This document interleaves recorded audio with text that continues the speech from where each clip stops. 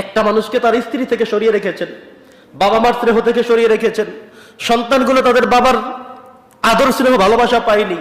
এর আর্তনাদ আপনাকে ভোগ করতেই হবে। একজন নামাজি মানুষ, একজন ইমানদার মানুষ কখনো এই নরাধম পিশাচের আওয়ামী লীগ নামে এই দলটা কখনোই করতে পারে না। যদি কেউ করে থাকেন, তওবা করে ইস্তেগফার করে এই দল থেকে আপনি রিজাইন পত্র জমা দিয়ে আপনি বলে দেন আমি এটা আর করবো না, নতুন করে যে কোনো কিছু আপনি করেন, অন্য যে কোনো কিছু করেন। যেই দলের মধ্যে মানুষকে শুধু মারাত্মা বিষয়কে আপনাকে শিখায়, মানুষকে হত্যা করা, নির্যাতন করা, গুম করা, গুমের কত ইতিহাস আপনারা শুনবেন। এখন আয়না ঘরের নামে প্রধানমন্ত্রীর নিজস্ব স্পেশাল কিছু লোক তিনি সেখানে রাখতেন, অথচ যেটা আইনের কোনো বিধানে নেই। এই যে দুইজন লোক পাওয়া গিয়েছে, গোলাম আজম সাহেবের ছেলে আব্দুল্লাহ আমান আজমি, উনি ব্রিগেডিয়ার জেনারেল ছিলেন, উনি সেনাপ্রধান তিনি হয়ে যেতেন, তার পরবর্তী লাইনটাই ছিল তার। সেখান থেকে তাকে গুম করে রাখা হয়েছে। তিনি জেল থেকে বের হয়ে কি এক আজব কাহিনী, আমি সেটা শুনে আরো কেঁদেছি। উনি সেখান থেকে বের হয়ে বর্ণনা করেছেন যে কথাগুলো তারা বলেছেন হয়তোবা আপনাদের কাছে সব চলে আসবে, আমরা ভিতরগত কিছু খবর ইতিমধ্যে পেয়েছি।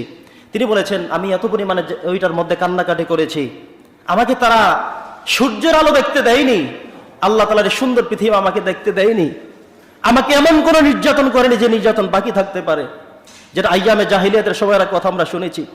তার থেকে আরো বেশি নারকীয় তাণ্ডব তারা চালিয়েছে। একটা গামছা হাতে নিয়ে বলেছে এই গামছায় এত পরিমাণে আমি চোখের পানি মুছেছি, যেটা দিয়ে বিশাল একটি দিঘি তৈরি করা সম্ভব ছিল, এত পানি আমি মুছেছি। এই কষ্ট, এই বদদোয়া, এটা কি এমনিতেই বিফলে গিয়েছে? না, বাংলার মানুষ, পৃথিবীর মানুষ দেখতে পেয়েছে। এত অত্যাচার, এত জুলুমের সমাধানটা এত সোজা নয়, এখনো সোজা নয়। তাদেরকে স্পষ্ট ভাষায় জানিয়ে দিতে চাই, তরুণ প্রজন্ম সোচ্চার হয়ে গিয়েছে। ছাত্র নতুন প্রজন্ম ঢাকা ইউনিভার্সিটি সহ যাদেরকে আমরা চেরাগ মনে করি বাংলাদেশের, এরা জেগে গিয়েছে। এখন আর আগের মতো করে সব ধামাচাপা দিয়ে শেষ করে দলীয় লোক দিয়ে কাজ করবেন, সেটা এখন আর সম্ভব না। সব কিছু স্পষ্ট হয়ে যাবে। উনি এই আব্দুল্লাহ আজমি উনি বের হয়ে জানলেন, দুইটা সন্তান রেখে গিয়েছিলেন তখন জেলে, এই আয়নার ঘরের মধ্যে তিনি ছিলেন। বের হয়ে তিনি জানলেন তার স্ত্রী প্রায় 8 থেকে 10 বছর পর্যন্ত অপেক্ষা করেছিলেন। তিনি জানেন যে তার স্বামী মনে হয় আর নেই, কতদিন এভাবে থাকবেন।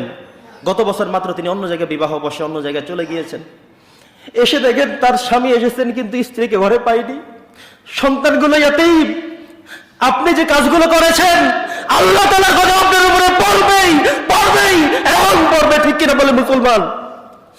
বন্ধুগণ আমার, যারা জড়িত ছিলেন শুধু একজন ব্যক্তি নয়, এর সাথে জড়িত যারাই ছিলেন, ইলিয়াস আলী সহ যাদেরকে গুম করে বিভিন্ন জায়গায় নিয়ে তাদেরকে হত্যা করে পেট চিরে সমুদ্রের মাঝে ডুবিয়ে দেওয়া হয়েছে, কিংবা এমন কিছু জায়গা পাওয়া যাচ্ছে যেখানে তারা হত্যাযজ্ঞ করে আসতে ধামাচাপা দিয়ে রেখে দিত।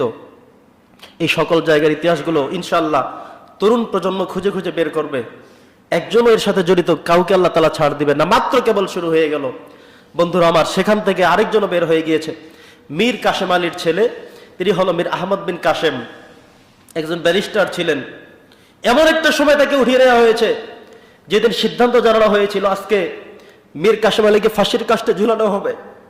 সন্তান তার বাবার জন্য কাঁদতেই পারে, সন্তান তার বাবার কথা স্মরণ করতেই পারে। ওই সময় সন্তানকেও নিয়ে গিয়েছে। এই সন্তানের মায়ের তখন কেমন লেগেছে তার কলিজার মধ্যে। একে তো স্বামীকে ফাঁসির কাস্টে ঝুলানো হচ্ছে, দ্বিতীয় তার ছেলেটাকে ধরে নিয়ে গিয়েছে। এতটা বছর পর্যন্ত সে বেঁচে আছে কিনা, কোথাও আছে কিনা, তার কোনো ইতিহাস এতদিন পর্যন্ত খুঁজে পায়নি।